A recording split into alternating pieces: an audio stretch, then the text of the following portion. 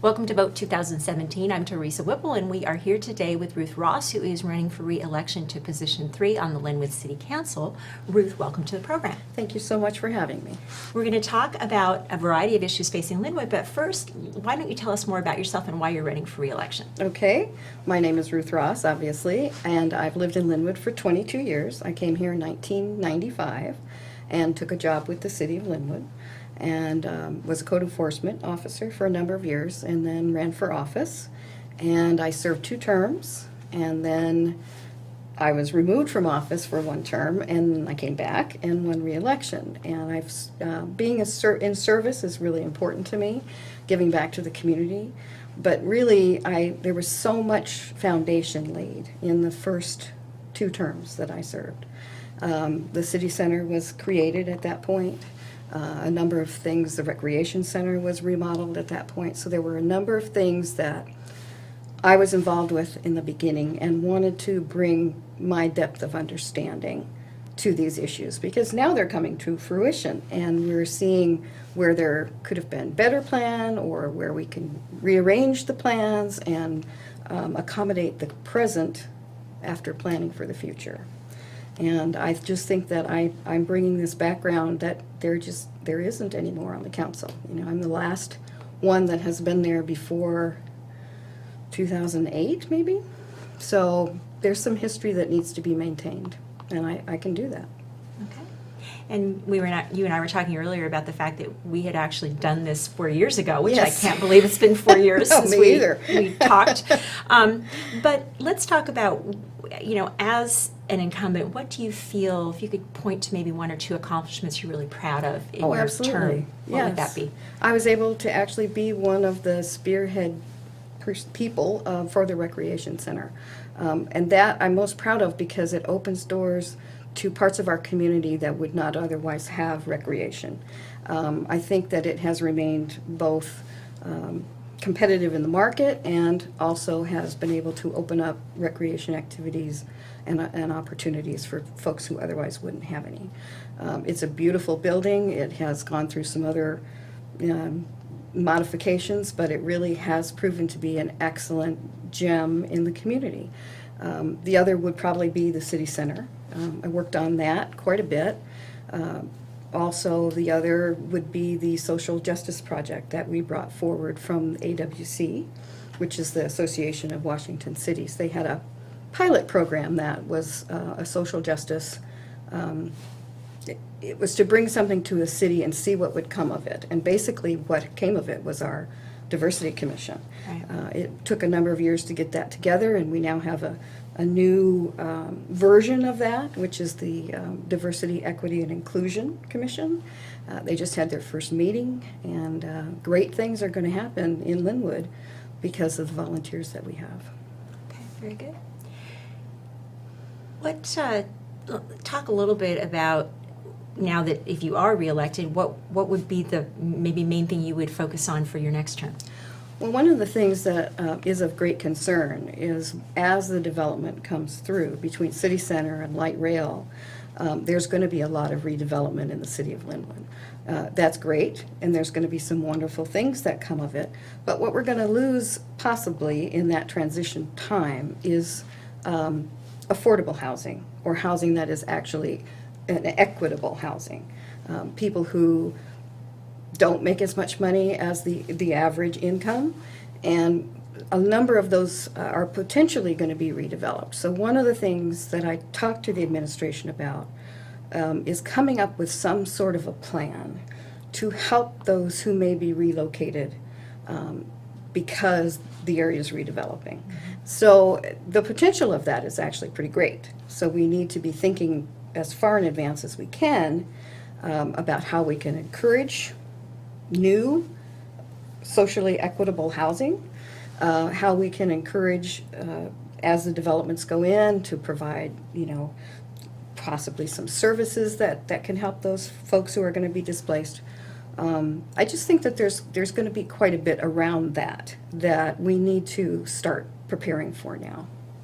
And along those lines, of course, Sound Transit is starting to get its plans together for plans have already been put together, but basically we'll be building soon the light Yes. rail that comes to Lynnwood. Yes. And of course, the latest news about that is that they are now 6 months behind and $500 million over budget. Sure. And Lynnwood, like other cities, has kind of made a lot of plans for that light rail. And I Yes. know there are already businesses that are closing in Lynnwood, but yet now there's this delay in when it's actually going to be opening. So let's talk a little bit about kind of how the city's been working with Sound Transit. I know that all of the cities I have been aware of have had various complaints about them not necessarily being very easy to work with in terms of plans keep changing, and when the money gets tight, then they start Yes. redesigning their plans. Sure. So let's talk a little bit about your experience with that and kind of what you think is going to be the way to move forward with that project.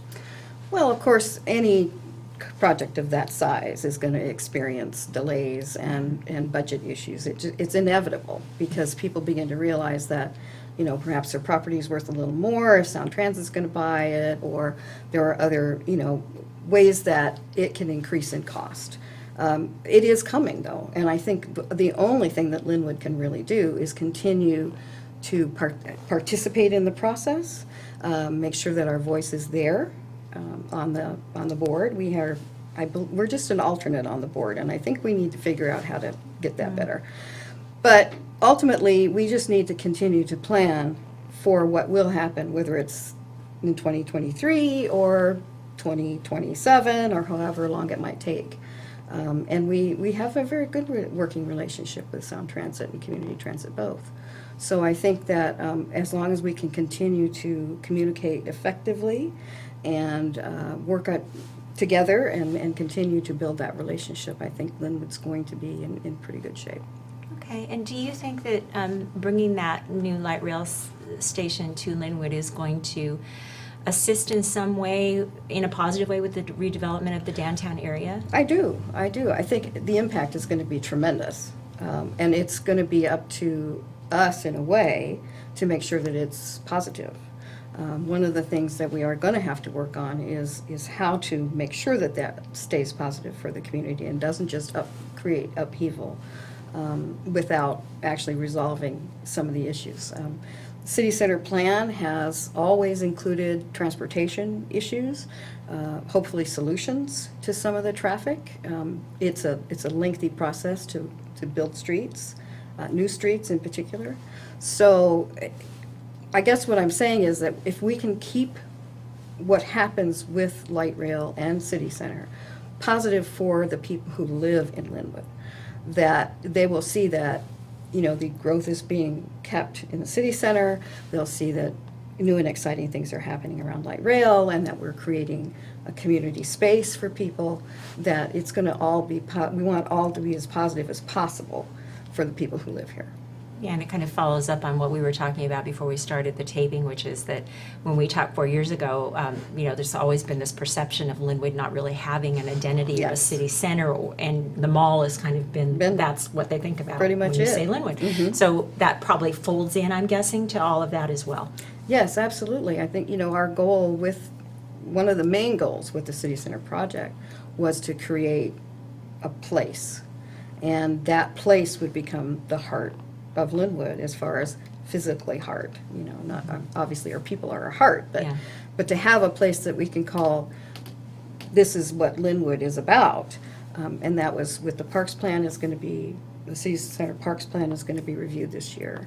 And we're going to make sure that heart idea is carried through with the development both of the City Center and with light rail. So we have to find ways to bring everybody together, and making an investment in the community, such as a gathering space, is an important step. People need to know that Lynnwood is behind the things that are happening and looking out for their interests. Okay. And we talked about this also a little bit earlier, and you touched on it a bit, but one of the things that I think has always been really a great strength for Lynnwood has been its diversity, but it also presents, from a government perspective, some challenges because you have people who speak a lot of different languages. Yes, we do. Not necessarily always easy to reach those folks or communicate with them. How do you think the city is doing with that effort, and what do you think it could do better? Well, I think the first thing that Lynnwood has embraced is the fact that we are a diverse community. It's not a goal, it's our reality. So what we need to do is find ways to make sure that every voice is heard. Lynnwood has done some miraculous things. They have the cops and clergy that is going on now, realizing that the faith community is a huge asset as far as getting information out to all of our diverse communities. More people are connected to their church or their faith, and that's where they get a lot of information. So by reaching out to these groups and finding out the kinds of things that they're addressing in their communities, in their congregations, is very beneficial for Lynnwood. The police chief is the one who brought that program forward. The other thing is our new commission. I'm looking forward. We have just tremendous people on all of our boards, but the Diversity, Equity, and Inclusion Commission in particular, they have a lot to wrangle. And they're going to come to us and say these things will work to create trusted messengers in the community and to make sure that the issues that matter are brought forward, that matter to everybody that lives here. So I think we're just right on the cusp of actually recognizing and making our diversity who we are as a city. And we just keep trying, and it's exciting to see some of the things that are happening. Another thing that you briefly mentioned that I think deserves some follow-up is just the discussion about, the kind of housing affordability and homelessness. Absolutely. I think that all of the cities in the area are struggling with that and seeing people on the street, and some of that is related to the opioid crisis. Some of it's just for a variety of reasons. But how would you kind of, as you're gauging what the city has done so far to address that issue, again, do you think it's something that obviously I think everybody thinks there's more work to be done, but what kinds of suggestions would you have for that? Well, two things. One, I realize that this is a nationwide issue that we deal with locally. And in South Snohomish County, there are a number of smaller cities that all of us should be working together to come up with some regional solutions, the best that we can. There are services, you have a variety of issues with homelessness. Like you said, we have the drug crisis, the opioid crisis. We have a mental health care crisis. We have people who simply are homeless because they were one paycheck away from losing everything. So you're looking at economics as well. And so we have to approach all of these inclusively, but we also need to approach them regionally. Lynnwood can't solve these problems. We can hardly even address them.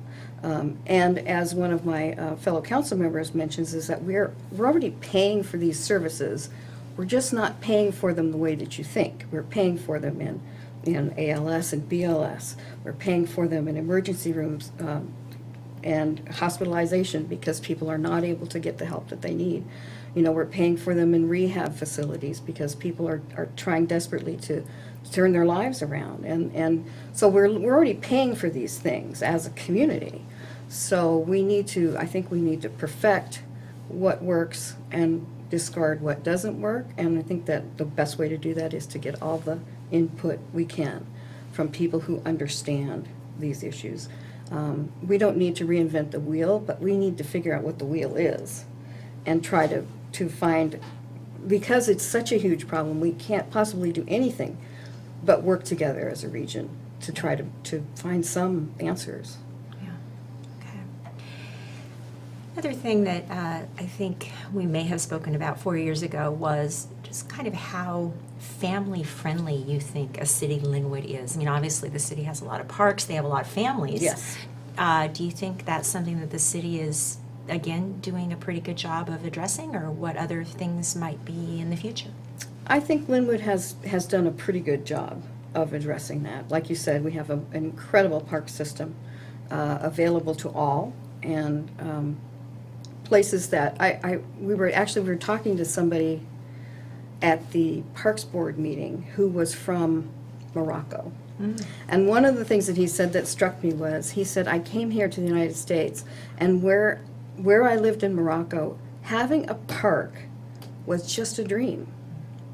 And the idea that, some of the things that we kind of take for granted really are very, very different for the diverse community that's here. And we have not done a really good job of even promoting that. So one of the things we need to look at is encouraging those members of the diverse community to realize that the parks are there, the rec center's there. I've had more people say, I didn't even know that was there. So we need to do a better job of that so that people can actually recognize how much their community has and how much is available. The parks are amazing, and there's a number of them that nobody even knows where they are. Everybody knows the flag park, but right. Yeah, that's hard to miss. Yes, that's about it. Yeah. So we need to do a better job of communicating with our citizens what the city does, how different the government may be from where they came from, how much more opportunity there is to participate in government. Being a volunteer, those opportunities are there, and hopefully people will learn about them, and we can do something with that. Well, we have come to the point in the program where you are welcome to address the voters and tell them why they should vote for you, so please feel free to do that. Thank you. Well, I have been on the council for 12 years. This is my 12th, and been through a lot of things. Seen the history of Lynnwood. I worked under one mayor, and I worked with 3 mayors. Today in Lynnwood is an exciting time. I've had citizens tell me that. I've had employees tell me that. I have had people come and say, there's more happening, more positive happening in Lynnwood today than ever. And so having been a part of the foundation of a number of these things, I think that I bring to this position an understanding of what the idea was behind the city center or light rail or parks plan and the directions we want to take in the future. So I think that knowledge is very important, and I bring knowledge to this position, and history as well, and a new desire to face the future with Lynnwood and make it as good as it can possibly be. So I would appreciate your vote. Ruth, thank you so much for coming in. Thank you, Teresa. It's always good to see you. It's good to see you too, and I wish you the best of luck in November. Thank you very much.